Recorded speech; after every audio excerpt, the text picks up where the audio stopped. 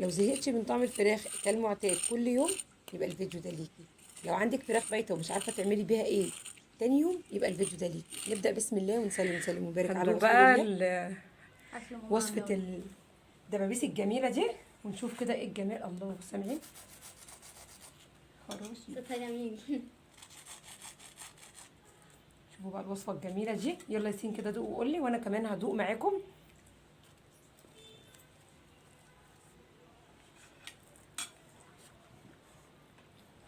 انا هدوق دي. انا هدوق ده بس. كل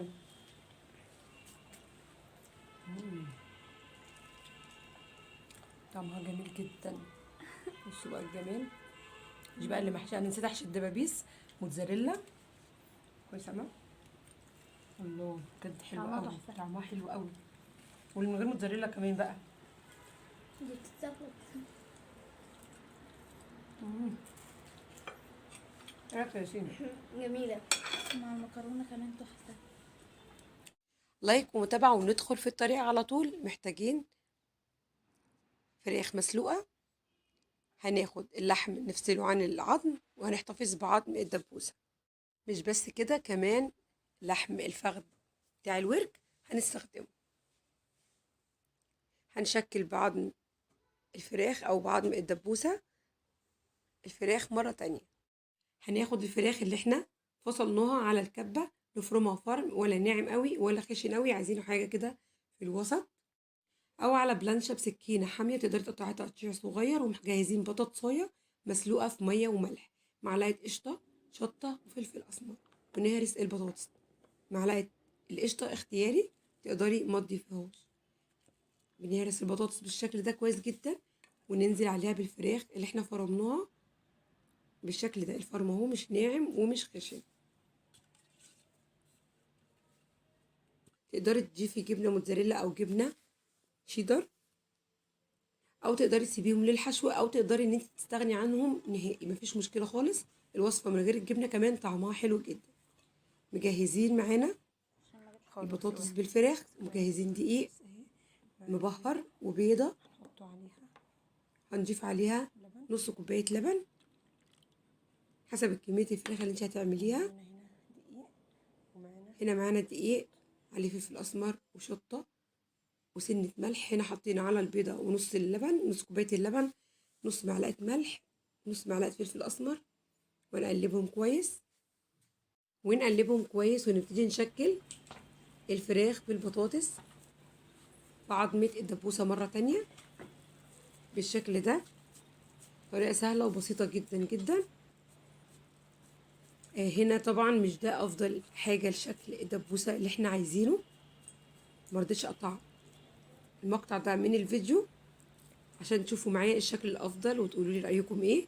هنا كده شكلنا دبوسة. هوريكم الدبوسة التانية، ان احنا ناخد جزء من الفراخ بالبطاطس ما بين ايدينا الاتنين ونشكلها، وده الافضل وهيدينا شكل افضل. وهتشوفوا معايا دلوقتي اللي انا بقوله لكم. شكل الدبوسه ده افضل ولا اللي قبليه افضل؟ في حاجات كده بنكتشفها واحنا بنصور. بصوا الشكل هنا عامل ازاي منظم ومخلي شكل الدبوسه حلو جدا. هبتدي اعيد على كل اللي عملته تاني عشان اطلعه بالشكل الجميل ده.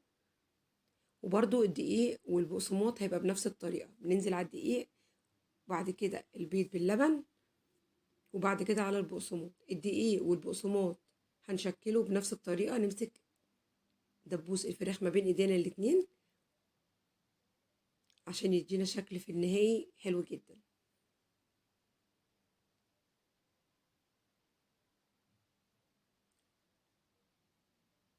بصوا هرجع تاني ما بين ايديا كده امسكها عشان اظبط الشكل وتديني الشكل الجميل ده في الاخر. سهلة وبسيطة. يبقى ما بين ايدينا الاتنين هو افضل شيء ان احنا نشكل الدبابيس مرة تانية. كمان هنعمل مع بعض دلوقتي من غير بقى عظمة. هنعمل اشكال برضو تدينا شكل الدبوسة كده نوعا ما، او هتبقى شبه الكوبيبة. هنا بقى دي اهي الاشكال اللي هنعملها من غير عظم الدبوسة، لان انتوا عارفين انا معايا 4 وراك. خدنا الاربع دبابيس، العظمة بتاعت الدبابيس، عملنا 4 دبابيس تانيين. وهنا نبتدي نشكل اللي هو لحم الفخذ اللي احنا عملناه في الاول. حطينا الموتزاريلا في النص وما بين ايديا الاتنين. بصوا شكلت بنفس الطريقه، والطريقه دي تبقى حلوه جدا جدا للكوبيبه يا جماعه، سهله جدا. حطينا في الدقيق، بعدين اللبن بالبيض، ناخدها كده على البقسماط. والطريقه اللي هتخليكي تمسكي او تعملي الشكل دوت كويس جدا ان انت تاخديها ما بين ايديكي، وبالشكل ده هتطلع معاكي مظبوطه جدا. حبيت اعملها بالشكل ده عشان تبقى قريبه من شكل الدبوسه. كل الكميه اللي معايا هعملها بنفس الطريقه.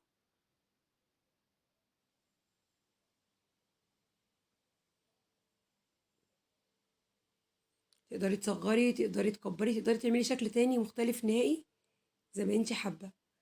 المهم ان احنا مش شرط عظمه الدبوسه عشان نعمل الوصفه او نعمل الفراخ بالبطاطس. هي حلوه جدا جدا، وخصوصا لو قعدت بالليل كمان بتبقى طعمها روعه. واوصيكم يعني تحطوا جبنه تركي اللي هي جوه الحشوه مع الموتزاريلا، تبقى حلوه جدا جدا جدا. هننزل بقى كده بالفراخ بتاعتنا في الزيت. طبعا كلها مستويه معانا، مش محتاجين غير بس ان احنا نحمرها. معلومه كمان، البقسماط بتاعنا هاتوه خشن يديكوا نتيجه احلى، تبقى كريسبي كده وطعمها في منتهى الجمال. لو انتوا كمان حابينها سبايسي تضيفوا الشطه، تبقى حلوه قوي. نصفيها كده نخرجها على مناديل. بصوا شكلها عامل ازاي، شكلها في منتهى الجمال بجد، حلو قوي. وكمان طعمها حلو جدا جدا. ما تكتروش بطاطس ابدا، ما تكتروش بطاطس ابدا، لان انتوا اذا كترتوا بطاطس هتخفوا الفراخ، هتحسي ان انت بتاكلي بطاطس. خلي بالك من الموضوع ده جدا جدا. ما تقوليش لا ازود الكميه واحط بطاطستين بدل واحده، لا اوعي تعملي كده. بطاطسايه واحده على الاربع ورق. انا قلت لك على الكميه بالظبط اللي هتديكي طعم حلو جدا، تخلي طعم الفراخ ظاهر، وتخلي طعم البطاطس حلو جدا مع الفراخ. غير كده بتضيعي قيمه الفراخ، وهتخلي الموضوع كله بقى بطاطس. تمام. الشكل بقى النهائي معانا، والصوت بقى حاجه كده تحفه بجد. جربوها هتعجبكم جدا.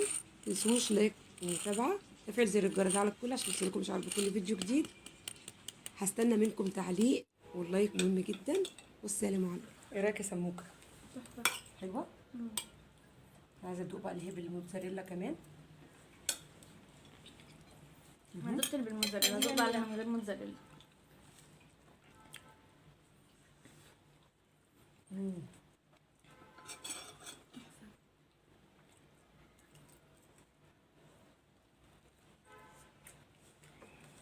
جميلة ملهاش حل.